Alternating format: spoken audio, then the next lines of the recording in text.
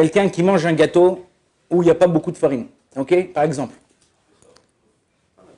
brownie. Brownie, vous savez que le brownies, en général, il y a très très peu de farine. Et il y a même, je connais des recettes de brownies où il n'y a pas du tout de farine. On a un klal dans la halacha qui nous dit comme ça. Toute chose où il y a les 5 céréales, blé, orge, avoine, seigle, épeautre, on fait la bracha de mésonote quand c'est un gâteau, d'accord? Maintenant, ça c'est quand? C'est quand il y a ces 5 céréales, une des 5 céréales, et qui viennent donner un goût à la texture du gâteau, ok? Mais si cette chose-là, elle ne donne pas de goût à la texture du gâteau, elle est là juste pour coller, ok? Elle est là juste pour attraper, ou pour pas que le gâteau il soit coulant comme ça. Alors dans ces cas-là, on ne fait pas mésonote, on fait d'après le rov. Il y a un klal. Toutes les brachot, on ferait, il y a une généralité dans les achot brachot, que toutes les brachot, on fait d'après le majorité de ce qu'il y a à l'intérieur, ok? On va dire, la majorité ici, c'est des thunes. Le noussar, comment on va prier à la synagogue, faire une synagogue de thunes. Mais tu dis, mais non, il y a un Canadien marocain, il y a un Algérien. Ouais, mais la majorité, c'est des thunes. La majorité des Marocains, on va d'après tout le temps la majorité. Il y a écrit, c'est un pasouk dans la Torah qui est écrit, on va selon la majorité, ok? Al-Pir Rabim, les Hatot, ok? Selon la majorité, on fait pencher la chose. Comme ça, dans la halakha, il y a des exceptions à la règle. Une des exceptions dans les chot brachot, c'est celle que je vais vous dire maintenant, c'est que lorsque le gâteau, il n'a pas une majorité de farine, mais il y a un goût de farine, il y a un goût de farine, un goût de gâteau, ok? Alors là, on fera un mésonote. C'est quoi cette quantité? Alors pour la bracha, ça c'est pour la bracha, la première bracha. Mais pour bracha acharona, comme on a dit hier, voilà. Là, je pense que dans le verre maintenant, si je bois, je fais shakol. Mais même si je bois tout ce qui reste dans le verre là, entier d'un trait, je ne ferai pas boré nefashot. Pourquoi? Parce que je n'ai pas assez la quantité. La quantité pour pouvoir faire boré nefashot à la fin, c'est un peu plus, c'est à peu près la moitié du verre. Un peu moins que la moitié du verre, mais presque à la moitié. Si je bois la moitié du verre d'un coup, là, avant je fais shakol, mais après aussi, je fais quoi? Boré nefashot. La même chose pour un gâteau. Dans ce gâteau-là, il faut à peu près, s'il y a 20% de farine par rapport à la quantité totale, je ferai la bracha de à la mechia après. D'accord? Si à la quantité de 20%, on va me dire, mais comment le 20%? Je sais pas, je vais dire à ma mère, et maman, 20%. Elle va me dire, mais tu crois, tu t'es cru à la bourse là, mon frère? C'est quoi? Ouais, d'accord? Non, comment tu sais? Dans un gâteau, il y a des ingrédients, ok? Tu dis à ta mère, maman, qu'est-ce que tu as mis comme ingrédient? Elle va dire, j'ai mis un verre, alors ta mère elle parle en verre, les trucs, un verre de farine, un demi-verre de sucre, 100 grammes de chocolat. Comme ça, on peut savoir. Donc, au niveau ilchatik, au niveau de la halacha, il faut qu'il y ait kazaït, kede achilat pras.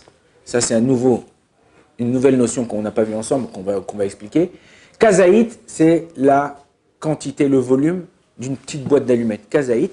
Kede achilat pras, c'est quoi kede achilat pras? Retenez parce que c'est des notions qui reviennent souvent dans la halacha. Si tu veux, Bezrat Hashem, vous allez étudier Mishnah Berurah, vous allez étudier Ben Ishra, vous allez étudier certaines halachot, c'est des halachot que vous allez avoir besoin. Vous êtes des Talmidei Chachamim, et vous allez continuer à étudier, Bezrat Hashem, que ce soit ici ou quand vous rentrez en France, et vous allez avoir besoin de ces notions-là. Des fois, tu tombes sur des notions, tu dis, mais c'est quoi, tu as besoin de quelqu'un.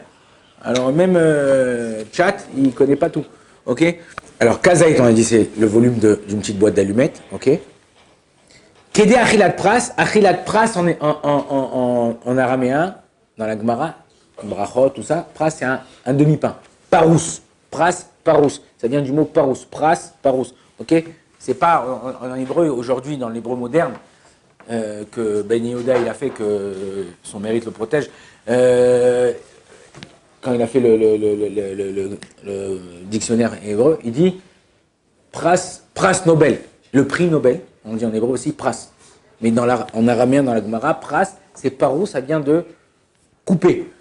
Le temps de manger la moitié d'une miche de pain. C'est ça. Kede achilat pras, c'est le temps de manger. On retrouve cette halakha. On retrouve cette halakha dans Yom Kippour. Quand quelqu'un il est malade et on lui permet de manger on lui dit qu'il peut manger toutes les 9 minutes, 10 minutes. Pourquoi? Parce qu'on va à la khumra, étant donné que quelqu'un qui mange à Yom Kippour, c'est chayav karet. Quand il est malade, en général, il n'y a aucun problème. Maintenant, des fois, il y a des safek malades, il y a des doutes s'il est vraiment malade ou il ne doit pas manger. Donc, on lui dit mange toutes les 9 minutes. Mais non, en vérité, dans l'halakha des poskim zmani, des décisionnaires de nos jours, achilat pras, le temps de manger la moitié d'une miche de pain, ça prend entre 3-4 minutes et 7 minutes et demie. Ok? C'est ça. Si en mangeant de ce gâteau-là, quand on te sert ce gâteau-là où il y a de la farine, il n'y a pas beaucoup de farine, ouais, tu as mangé kazaït, tu arrives à manger kazaït, la quantité d'une boîte d'allumettes, en 3-4 minutes minimum, 7 minutes maximum, tu dois faire à la mairie à la fin de cette bracha, de ce gâteau-là. Ok? Maintenant, encore une fois, pourquoi je vous dis ça? Parce que des fois, il y a des choses qui sont très très lourdes, que tu n'arrives pas à manger d'un coup. Il y a des gâteaux au miel, plongés dans le miel, machin, de la zalabia, le truc enroulé, machin. Ils sont très très fins. Tu ne peux pas manger 30 grammes, enfin 30 grammes, la quantité d'une boîte allumette en 3-4 minutes. Bon, des fois, ça va, en vérité, c'est. Mais encore une fois, il faut faire attention. Et souvent aujourd'hui, par exemple, je vous donne un exemple qui est important par rapport à ce qu'on a vu. La purée.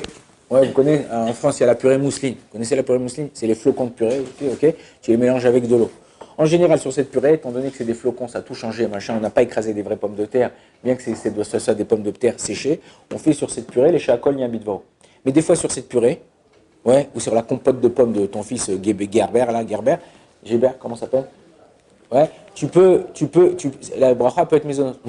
Compote de pommes, purée, maisonnote. Des fois, qu'est-ce qu'ils mettent? Ils mélangent avec de la milane ou avec des choses qui épaississent pour donner une sensation de satiété à la personne qui mange. Ok? Donc, important de vérifier au niveau de la halakha. Souvent, c'est quoi la composition? Pas si c'est cachère ou pas cachère, ça c'est badaï. Mais souvent, c'est quoi la composition? Qu'est-ce que je fais comme bracha? Et qu'est-ce que je dois faire comme bracha à la fin? C'est important. On reconnaît un tamid racha, on reconnaît quelqu'un selon s'il sait faire les brachot sur ce qu'il mange. C'est hyper important, c'est la Gemara, c'est pas moi qui dis ça, c'est la Gemara dans Brachot qui dit ça. On continue. Si la purée mousseline, on peut la faire avec de l'eau froide. Ouais. Tu peux la faire pendant le Shabbat. Tu pourrais la faire pendant le Shabbat avec de l'eau froide. Et elle peut avoir un problème. C'est pas un problème de cuisson, puisqu'on fait avec de l'eau froide. C'est un problème de mégabel. Mégabel, c'est une sorte de pétrir, tu vois, quand tu mets. Donc ça, c'est un autre problème. Mais si tu me dis par exemple un couscous, ok. Moi, j'ai fait l'expérience à la maison parce que quand on avait fait avec la Avrechim au collège les lois de Bichoul, moi, je leur ai dit, d'après moi, c'est possible de faire un couscous Shabbat. Comment aujourd'hui, c'est couscous rapide, il est déjà pré-cuit. Alors, j'ai regardé dans une usine comment ils faisaient le couscous. Le couscous, il est à 100% cuit, il a même bouilli. Il est même arrivé à ébullition, tout ça. Ils font juste sécher pour que quand toi, tu verses de l'eau chaude dessus, il soit cuit. J'ai fait une expérience à la maison, j'ai pris un verre, comme ça, j'ai mis un fond de couscous comme ça, un peu de couscous, et j'ai versé de l'eau froide du robinet. J'ai laissé de côté, normalement en 2, 3, 4 minutes c'est prêt, j'ai laissé 10 minutes après je suis venu. Le couscous il était froid, mais il était le même goût que quand il a refroidi après que je l'ai chauffé. Donc d'après moi, on pourrait faire du couscous Shabbat. Pourquoi la purée? Je suis pas fan, enfin je suis pas trop d'accord parce que la purée quand tu remues, ça fait comme une pâte des fois. Et ça c'est un problème Shabbat parce que tu transformes, c'est comme comment dire en français la louche, c'est pétrir ou les gabelles, tu vois, ça peut être un problème au niveau des 39 travaux de Shabbat. Ça c'était petite parenthèse. Baruch Adonai l'olam, amen, amen.